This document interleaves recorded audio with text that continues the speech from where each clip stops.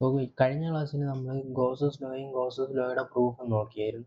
ഈ ക്ലാസ്സിൽ നമ്മൾ നോക്കാൻ പോകുന്നത് ഗോസസ് ലോയുടെ ആപ്ലിക്കേഷൻസ്. അതിലെ ഫസ്റ്റ് ആപ്ലിക്കേഷൻ്റെ ഡെറിവേഷനാണ് ഈ ഒരു വീഡിയോയിൽ നമ്മൾ പഠിക്കാൻ പോകുന്നത്.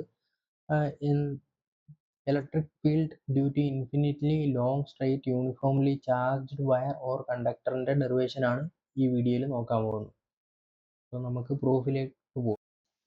സോ നമുക്ക് ഈ ഒരു ഡെറിവേഷൻ പ്രൂവ് ചെയ്യാൻ വേണ്ടിയിട്ട് നമുക്ക് വേണ്ട ഇക്വേഷൻ ഏതാണെന്ന് നോക്കാം. നമുക്ക് വേണ്ടത് കഴിഞ്ഞ ക്ലാസ്സിൽ പഠിച്ച ഗോസ് ലോയുടെ ഒരു ഇക്വേഷൻ മാത്രമാണ് നമുക്കിത് പ്രൂവ് ചെയ്യാൻ വേണ്ടിയിട്ടുള്ള ആവശ്യം. അതായത് integral surface integral E dot D S എന്ന് പറയുന്നത് Q/ε0. ഇതായിരുന്നു ഗോസ് ലോയുടെ പ്രൂഫിൽ നമ്മൾ പഠിച്ച ഇക്വേഷൻ.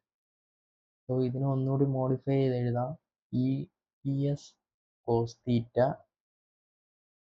Equal to Q/ε0. ഈ കോസ് തീറ്റ വന്നതൊക്കെ ഞാൻ കഴിഞ്ഞ ക്ലാസ്സിൽ പറഞ്ഞിട്ടുണ്ടായിരുന്നു, അത് നോക്കിയാൽ മതി കോസ് തീറ്റ എങ്ങനെയാണ് വന്നത്. സോ പ്രൂഫിലേക്ക് കടക്കുന്നതിന് മുമ്പ് ഈ ഒരു ഫിഗർ എങ്ങനെയാണ് വന്നതെന്ന് പഠിക്കാം. നമ്മുടെ കയ്യിൽ ഒരു ഇൻഫിനിറ്റ്ലി ലോങ് കണ്ടക്ടർ ഉണ്ട്.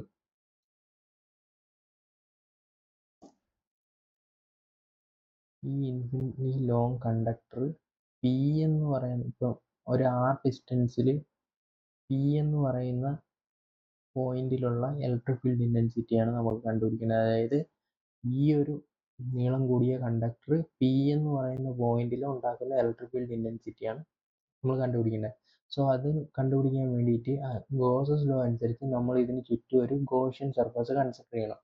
ഗോഷ്യൻ സർഫസ് കൺസിഡർ ചെയ്യുമ്പോൾ ഇതൊരു ഇൻഫിനിറ്റ്ലി ലോങ് കണ്ടക്ടറാണ്. അപ്പോൾ നമുക്ക് ഇവിടെ ഒരു സ്പിയർ കൺസിഡർ ചെയ്യാൻ പറ്റില്ല. അതിന് പകരം നമ്മളൊരു സിലിണ്ടറാണ് കൺസിഡർ ചെയ്യണത്. റേഡിയസ് വെച്ചിട്ട് ഇതിന് ചുറ്റും ഒരു സിലിണ്ടർ നമ്മൾ കൺസിഡർ ചെയ്തു. അടുത്തെന്ന് പറഞ്ഞാൽ ഇതിന് 3 ഏരിയ ഉണ്ട്. ഒന്ന് ഇതാണ് ഫസ്റ്റ് ഏരിയ, ഇതാണ് സെക്കൻഡ് ഏരിയ, ഈ കാണുന്ന കർവ്ഡ് സർഫസ് ആണ് തേർഡ് ഏരിയ. ഇതിനെ 3ആയിട്ട് ഡിവൈഡ് ചെയ്തിട്ടുണ്ട്. പിന്നെ നേരത്തെ കഴിഞ്ഞ വീഡിയോയിൽ ഞാൻ പറഞ്ഞിട്ടുണ്ട്, ഒരു ഏരിയയുടെ നോർമൽ എന്ന് പറയുന്നത് അതിന് പെർപെൻഡിക്കുലർ ആയിരിക്കും.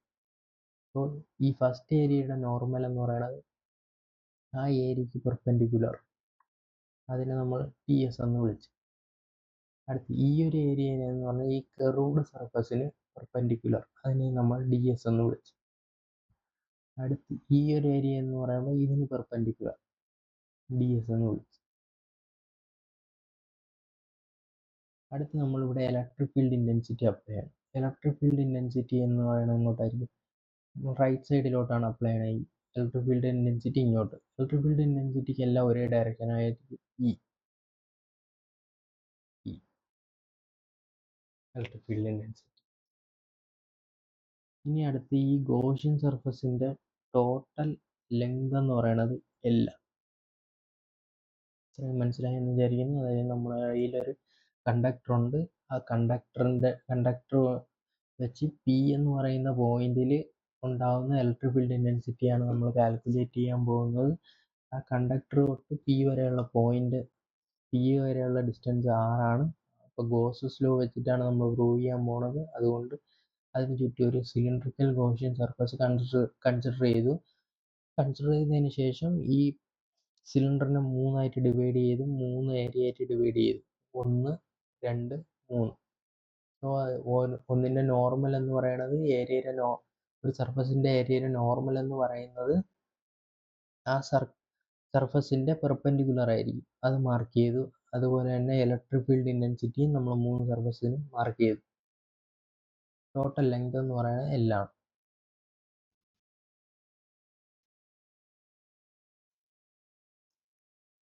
ഇലക്ട്രിക് ഫീൽഡ് ഇൻറ്റൻസിറ്റിയുടെയും ഈ നോർമലിൻ്റെ ഇടയിൽ വരുന്ന ആംഗിളാണ് തീറ്റ. അതേപോലെ ഇതിൻ്റെ ഇടയിൽ വരുന്ന ആംഗിളാണ് തീറ്റ. ഈ ഇലക്ട്രിക് ഫീൽഡ് ഇൻറ്റൻസിറ്റിയുടെയും നോർമലിൻ്റെ ഇടയിലും വരുന്ന ആംഗിളാണ് തീറ്റ. ഇവിടെ എന്ന് പറയുന്നത് എത്രയായിരിക്കും? തീറ്റ എന്ന് പറയുന്നത് 90 ഡിഗ്രി. ഇവിടെ എന്ന് പറയുന്നത് തീറ്റ എന്ന് പറയുന്നത് 90 ഡിഗ്രി. ഇവിടെ ഇതിൻ്റെ രണ്ടും ഒരേ ഡയറക്ഷനിലാണ്. ഇവിടെ തീറ്റ എന്ന് പറയുന്നത് 0.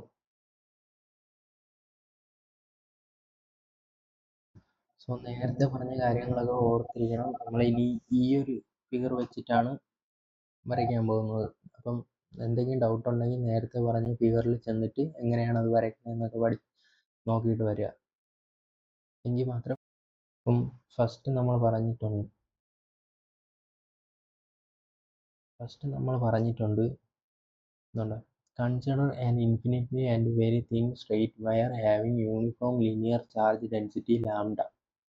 അതായത് ചാർജ് പെർ യൂണിറ്റ് ലെങ്ത്, അതായത് ഇപ്പം മനസ്സിലാക്കാൻ കണക്കിന് പറയുകയാണെങ്കിൽ ഇപ്പം ടോട്ടൽ ലെങ്ത്, ഇപ്പം ഈ കണ്ടക്ടറിൻ്റെ ടോട്ടൽ ലെങ്ത് 5 ആണെന്ന് വെച്ചോ. അപ്പോൾ നമ്മൾ ഇതിനെ 5 ആയിട്ട് ഭാഗിക്കുകയാണ്. ഇവിടെ ചാർജ് പെർ യൂണിറ്റ് ലെങ്ത് ആണ്. ഓരോ യൂണിറ്റ് ലെങ്തിനും ലാംഡയാണ് ചാർജ്. ടോട്ടൽ ചാർജ് എത്രയായിരിക്കും? ടോട്ടൽ ചാർജ് എന്ന് പറയുന്നത് ലാംഡ ഇൻറ്റു 5. അപ്പോൾ ഇവിടുത്തെ ടോട്ടൽ ചാർജ് എന്ന് പറയുന്നത് Q എന്ന് പറയുന്നത് lambda into 5.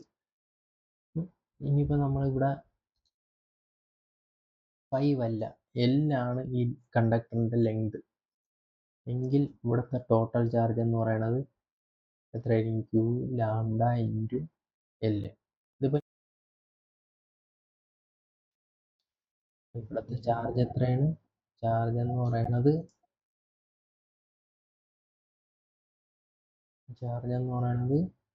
Q is equal to lambda L. ഇവിടുത്തെ ചാർജ്. ഇനി ഗോസസ് ലോ നേരത്തെ പറഞ്ഞതുപോലെ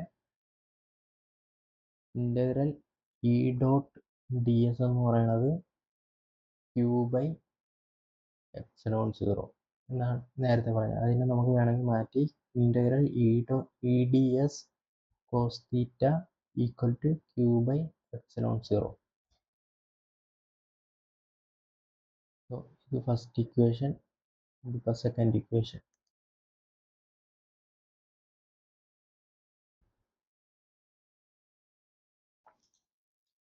The cylindrical Gaussian surface is divided into 3 parts. അപ്പം നമ്മൾ തുടക്കത്തിൽ പറഞ്ഞിട്ടുണ്ടായിരുന്നു ഈ സിലിണ്ടറിക്കൽ സർഫസിനെ 3 പാർട്ടായിട്ട് തിരിച്ചിട്ടുണ്ട്. Part 1, part 2, part 3.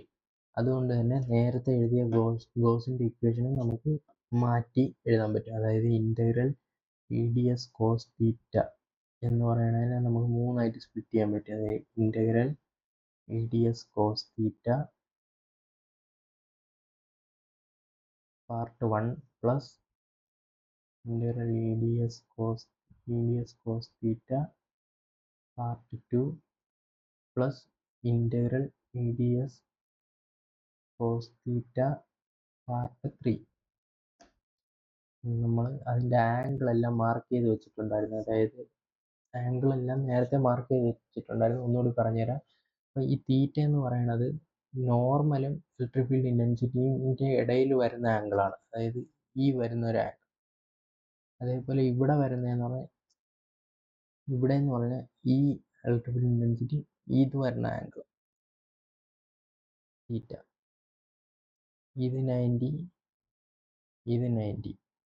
ഇനി അടുത്തൊരു ആംഗിൾ കൂടിയുണ്ട്. ആ ആംഗിൾ ഇവിടെയാണ് വരുന്നത്. ആ ആംഗിൾ എന്ന് പറയുന്നത് 0. അപ്പോൾ കോസ് 0 എന്ന് പറയുന്നത് 1 ആയിരിക്കും. കോസ് 90 എന്ന് പറയുന്നത് 0 ആയിരിക്കും.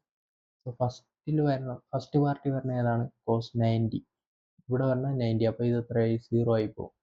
അടുത്ത് ഇത് വരണതും 90. അപ്പോൾ ഇത് എത്രയായി? 0 ആയി പോകും. ഇത് വരണത് എത്രയായിരിക്കും? കോസ് 0 എന്ന് പറയുന്നത് 1 ആണ്. അപ്പോൾ നമുക്ക് integral E D S cos 0 equal to Q/ε0. E D S equal to Q/ε0. നമുക്ക് ഇങ്ങനെ ഒരു ഇക്വേഷൻ കിട്ടും. ഫ്രീ ആയിട്ട് കൊടുത്തു. So E integral D S is equal to Q/ε0. E integral D S എന്ന് പറയുന്നത് ഈ കാണുന്ന സിലിണ്ടറിൻ്റെ ടോട്ടൽ ഏരിയ ആണ്.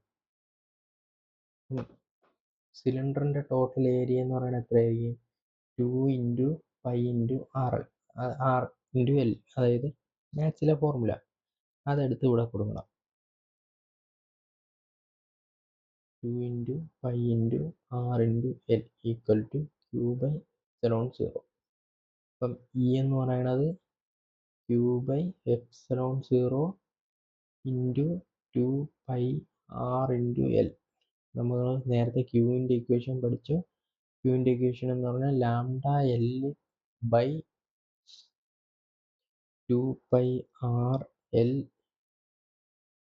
Into epsilon 0. സോ ഇതിന് നമുക്ക് എല്ലും എല്ലും കട്ട് ചെയ്യാം. ബാക്കി വരുന്നത് lambda by 2 pi R epsilon 0. ഇതാണ് ഇലക്ട്രിക് ഫീൽഡ് ഇൻറ്റൻസിറ്റി. ഇതാണ് electric field intensity due to linear charge conductor, infinitely long linear charge conductor. Hence proved.